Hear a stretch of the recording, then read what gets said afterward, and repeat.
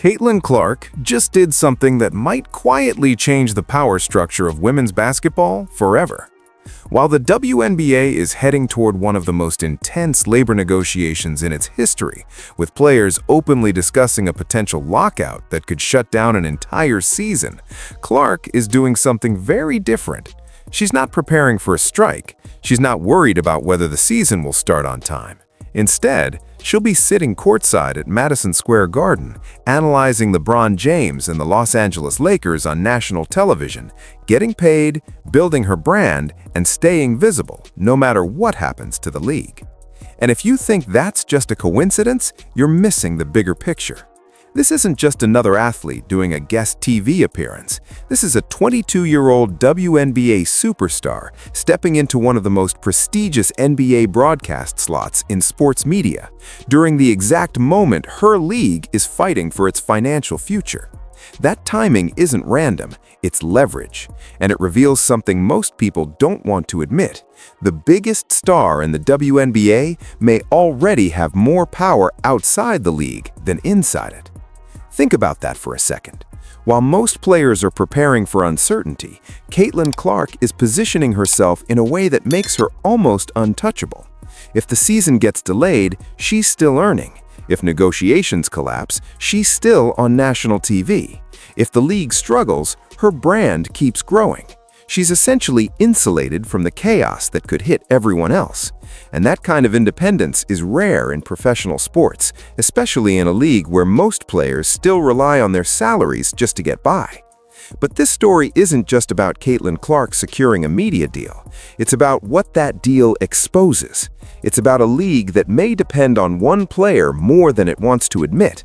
It's about the uncomfortable reality that the WNBA's biggest star can command more attention talking about NBA games than many teams can generate playing their own games.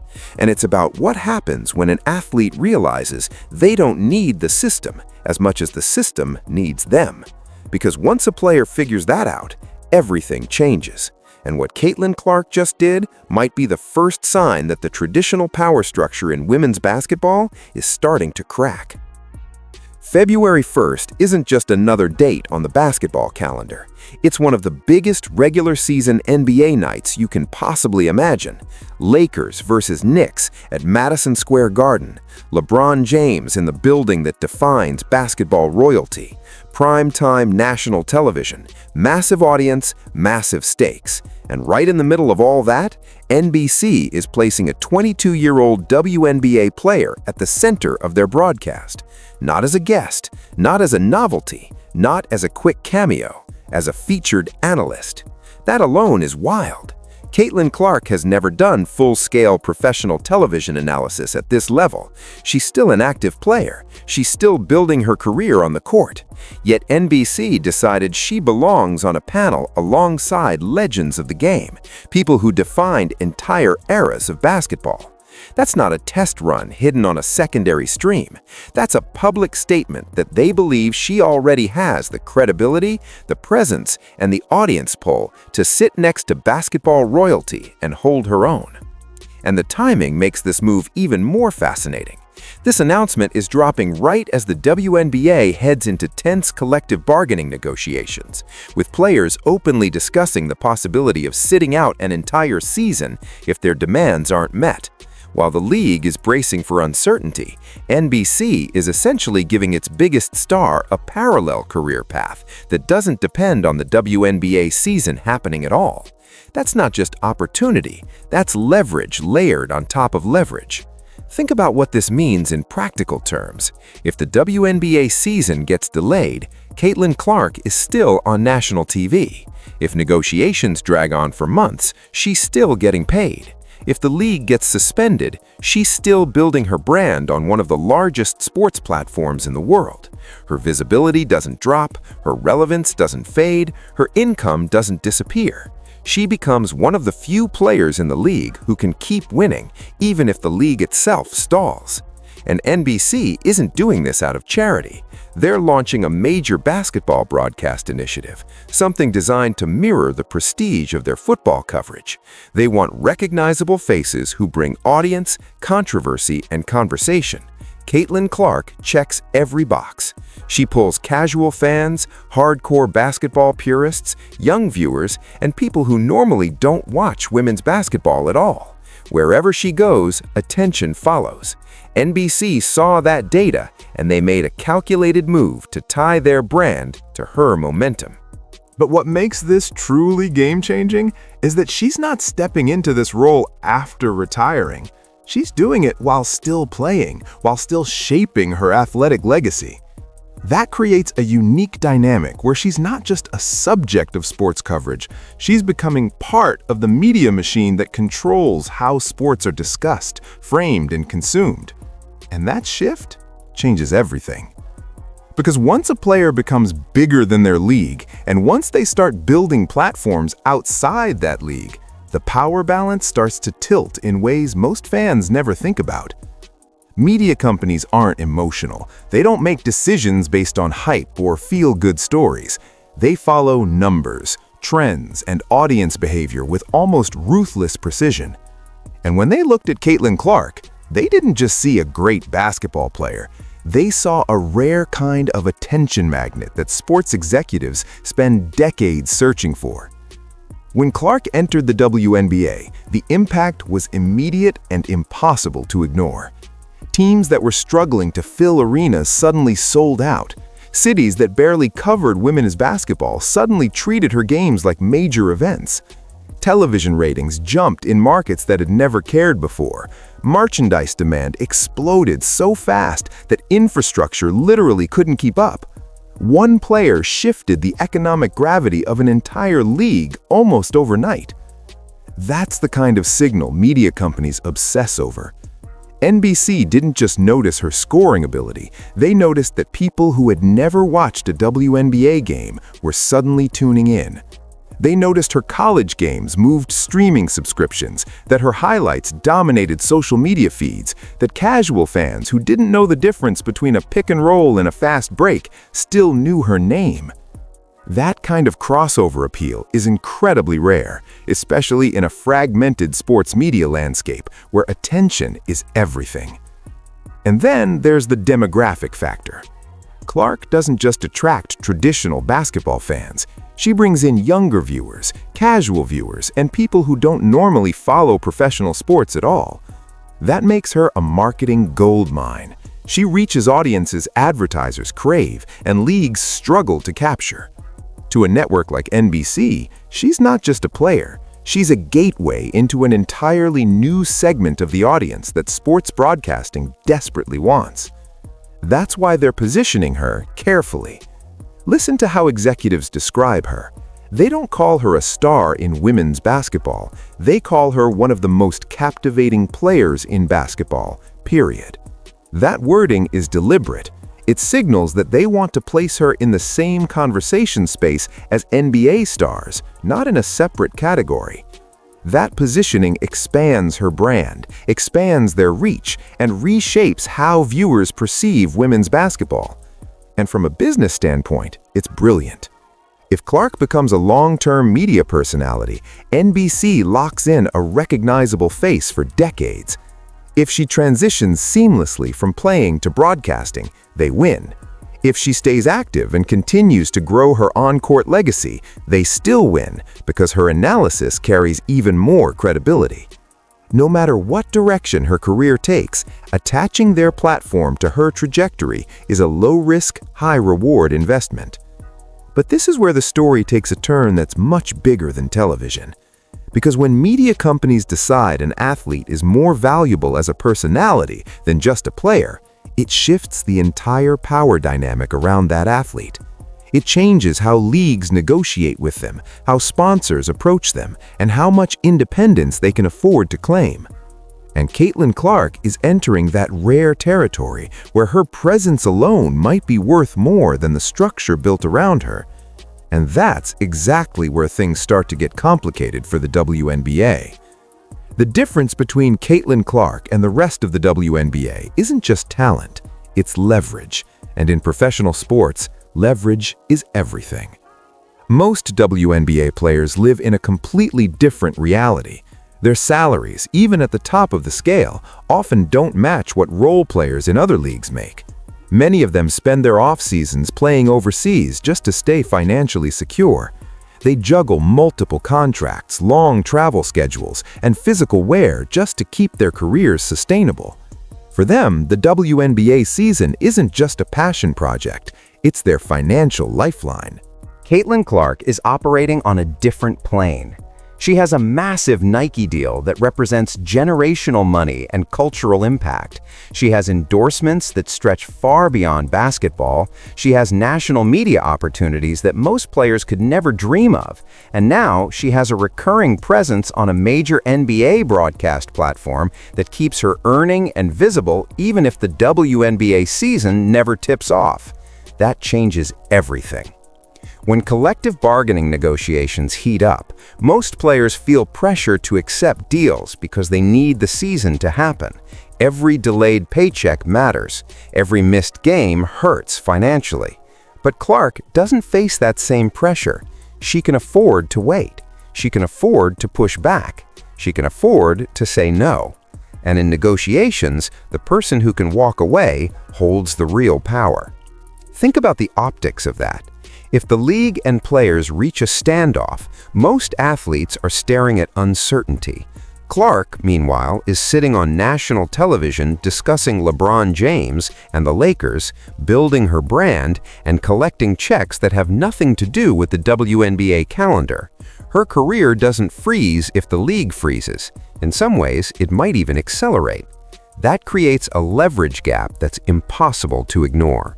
For the league, Caitlin Clark is their biggest draw. For Clark, the league is now just one of several platforms she can use. That subtle shift is what fundamentally changes the balance of power. When a league needs a player more than a player needs the league, every negotiation, every marketing strategy, and every public decision gets reframed.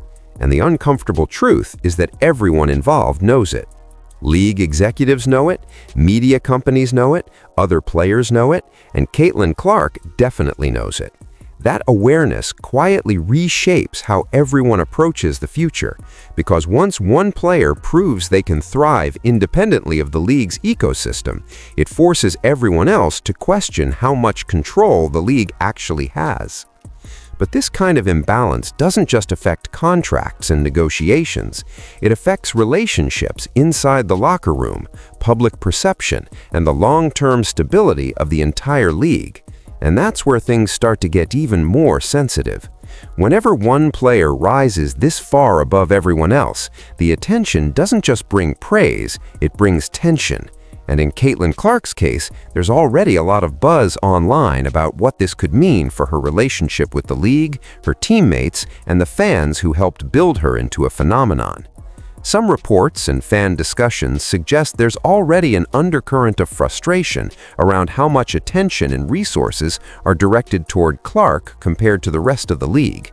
That doesn't mean players are hostile or unsupportive, but it does highlight a reality of professional sports. When one athlete becomes the center of the universe, everyone else can feel overshadowed. Endorsements, media coverage, prime-time slots, most of it flows to one name. And now, with her stepping into a high-profile NBA broadcast role, that gap becomes even more visible. Fans are already speculating about how this will be perceived if labor negotiations escalate. If the WNBA season gets delayed or suspended, and Clark is still on national television every few weeks, getting paid and gaining exposure, some people will inevitably question where her priorities lie. They might argue she should be using her platform to advocate for players instead of expanding her media brand. Whether that criticism is fair or not, it's the kind of narrative that spreads fast online. Inside the league, the optics could be complicated too. Imagine being a player fighting for better pay, better travel conditions, and better treatment, while watching the league's biggest star thrive in a parallel career that doesn't depend on the outcome of those negotiations. It's not hard to see how resentment could quietly build, even if nobody says it publicly. Sports history is full of examples where star power creates silent divides, and Clark's situation is setting up a similar dynamic. There's also the risk of perception shifting around her identity as a player. Some fans are already debating whether she could become more famous as a media personality than as a WNBA star. Others speculate that networks might prefer her in a broadcast booth rather than on the court because of how valuable she is to television. None of this is confirmed, but the conversation is happening, and conversations shape narratives. And narratives shape careers. Because once the public starts viewing an athlete as bigger than their league, every move gets scrutinized, every deal becomes political, every appearance becomes symbolic.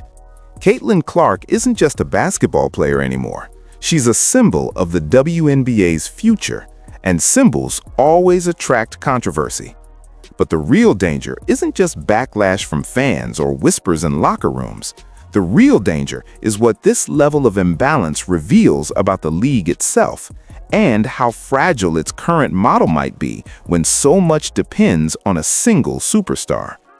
The Caitlin Clark phenomenon didn't just boost the WNBA, it exposed something the league has been struggling with for decades: star power.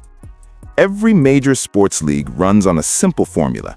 Stars drive attention, attention drives revenue, and revenue drives growth. The NBA has dozens of globally recognizable names. The NFL has quarterbacks who feel like household brands.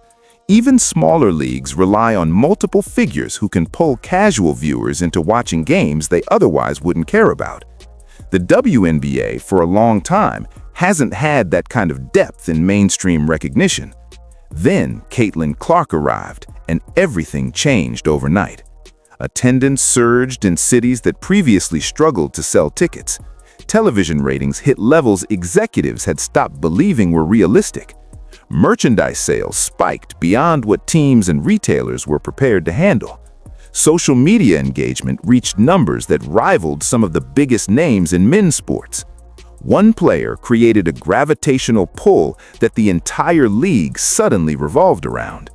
That kind of impact is powerful, but it's also dangerous.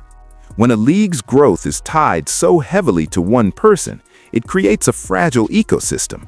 If that player gets injured, changes career paths, or simply shifts focus, the momentum can evaporate just as fast as it arrived.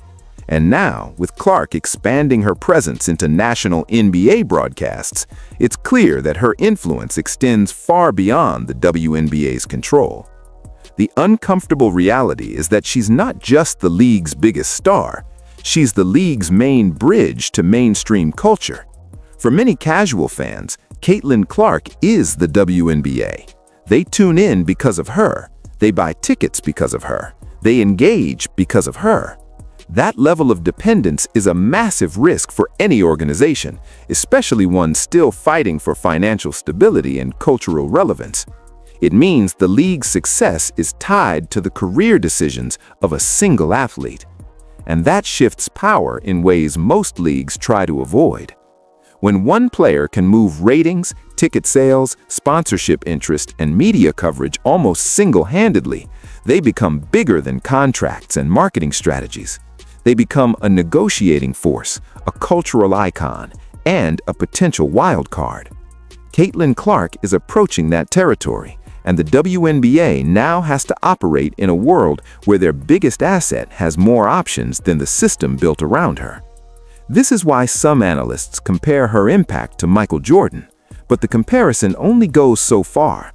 Jordan transformed the NBA, but he did it within a league that already had global infrastructure, massive television deals, and a stable financial model. Clark is transforming a league that's still building that foundation. That means her influence isn't just additive, it's structural. She's not just a star in the system, she's reshaping the system itself. And that creates a paradox. The league needs her more than ever to keep momentum going, but the more powerful she becomes, the less dependent she is on the league. That imbalance is the definition of a star power crisis. Because when the center of gravity shifts too far toward one person, the entire structure has to bend around them or risk breaking. And the biggest question now isn't whether Caitlin Clark will continue to dominate on the court.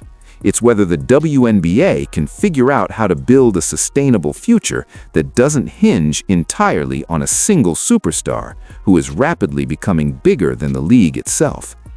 There's another side to this story that few people are talking about, and it might be the most unsettling possibility of all. What if Caitlin Clark's media career starts to overshadow her playing career before she even reaches her athletic peak? It sounds dramatic, but it's not impossible. Networks don't think in terms of championships or stat lines. They think in terms of audience, consistency, and personality. If Clark proves to be a natural on camera, if viewers connect with her analysis, and if ratings spike when she's on the broadcast, NBC and other networks will see her as far more than just a player. They'll see her as a long-term media asset, someone who can anchor coverage, attract sponsors, and carry programming for decades. And media careers last much longer than playing careers. Basketball primes fade, bodies wear down, but broadcasting careers can stretch for 30 or 40 years. If Clark finds that she enjoys the media side, and if the financial rewards continue to grow, there could be pressure, subtle or direct, to lean into that path earlier than anyone expects. Some fans are already speculating about whether she could transition into a full-time analyst role far sooner than traditional stars ever would. That wouldn't be unheard of. Sports history is full of athletes who realized their influence off the court was just as powerful, if not more, than their influence on it. The difference here is timing. Clark is barely into her professional career, yet she's already being positioned as a centerpiece in national broadcasts. That's almost unprecedented. Usually, players build media careers after retirement. Clark is building hers while still defining her legacy as an athlete. And that creates a strange tension. If her media presence grows faster than her on-court achievements, public perception could shift. Some people might start seeing her primarily as a celebrity analyst who happens to play basketball, rather than a basketball superstar who happens to do media. That shift in identity might not seem important, but in sports, perception shapes legacy. It shapes endorsements, Hall of Fame narratives, and how future generations remember an athlete. There's also the WNBA's perspective to consider. If Clark becomes a massive media figure while still playing, the league could struggle to keep her fully invested in the on-court product. Networks would benefit if she leaned more into broadcasting. Sponsors might prefer her in mainstream media appearances rather than traveling with a team. The league, however, needs her on the court more than anywhere else. That creates competing incentives that pull her in different directions. None of this is guaranteed, and Clark has shown no signs of abandoning her playing career. But the path she's stepping onto is unusual, and unusual paths lead to unpredictable outcomes. The more her brand expands beyond the WNBA, the more choices she'll have. And in professional sports, having too many lucrative options can be just as disruptive as having none at all. Because if Caitlin Clark ever decides that her future is bigger than the court, the impact on the WNBA wouldn't just be symbolic, it could change the league's trajectory for an entire generation. What Caitlin Clark is doing right now isn't just about her career, it's about the future blueprint for women's basketball. For decades, the traditional model was simple. Players depended on their league for exposure, income, and legitimacy. The league controlled the platform, the league controlled the narrative, and athletes had very limited leverage outside that system. That model is starting to crack, and Clark is the most visible sign that the old rules no longer apply. She's proving that a women's basketball star can build a mainstream media presence without waiting for the league to make it happen. That realization is powerful. If one player can secure massive endorsements, national broadcast roles, and cross-sport cultural relevance, others will start asking why they can't. Future stars will look at Clark and see a roadmap to independence, brand deals, media careers, social platforms, and global opportunities that exist outside the traditional league structure. That changes how young players think about their careers before they even enter the WNBA. And it changes how the league has to operate. The WNBA can no longer assume that its biggest stars will stay purely because they need the league. Instead, it has to compete with media networks, sponsors, international leagues, and personal brand opportunities. The power dynamic shifts from "you need us" to "we need each other," and that's a very different negotiation table. This also affects how women's basketball is marketed to the public. If Caitlin Clark successfully balances being a superstar player and a mainstream analyst, it could normalize women's basketball voices in major sports conversations. That could open doors for more women athletes to be treated as basketball experts, not niche commentators. Networks will see that audiences are willing to listen, advertisers will see that the audience is valuable, and the entire ecosystem could expand. But there's a flip side. If the league fails to capitalize on this moment, if it relies too heavily on one star without building broader appeal, it risks becoming dependent on personalities rather than institutions. That's a fragile position. The future of women's basketball shouldn't hinge on a single player, no matter how transformative she is. Right now, Caitlin Clark represents possibility, risk, and disruption all at once.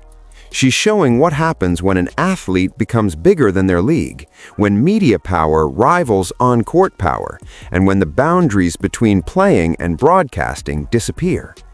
Whether this leads to a stronger, more independent women's basketball landscape or exposes cracks that are hard to fix depends on what happens next.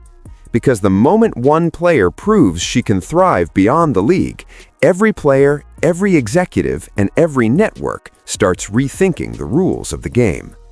Caitlin Clark's NBC move isn't just another headline in the sports news cycle, it's a signal flare. It's a glimpse into a future where athletes don't quietly accept the limits placed on them by leagues, contracts, and tradition. It's a reminder that power in modern sports doesn't just come from championships and stat lines, it comes from attention, influence, and the ability to exist independently of the system that once defined you. Right now, the WNBA is at a crossroads. Its biggest star is proving she can generate value, visibility, and revenue on platforms far beyond the league's control. That's both an opportunity and a warning. Opportunity because she can bring more eyes to women's basketball than ever before. Warning because if the league can't evolve fast enough to support and monetize that attention, its most valuable asset may continue building a future that doesn't rely on it. And Caitlin Clark is just the beginning. If she can secure major media roles while still playing, future stars will follow that path. They'll build brands before contracts. They'll negotiate from positions of independence. They'll see the league as one piece of a larger ecosystem rather than the center of their professional universe. That shift could empower players in ways women's basketball has never seen before, or it could leave the league scrambling to redefine its relevance. The real question isn't whether Caitlin Clark is loyal to the WNBA. The real question is whether the WNBA is ready for a world where its stars no longer need to be. Because once one player figures out she doesn't have to accept the limitations everyone assumed were permanent, the system changes. Quietly at first, then all at once. And when everyone else figures that out, the future of women's basketball won't just be different, it will be unrecognizable.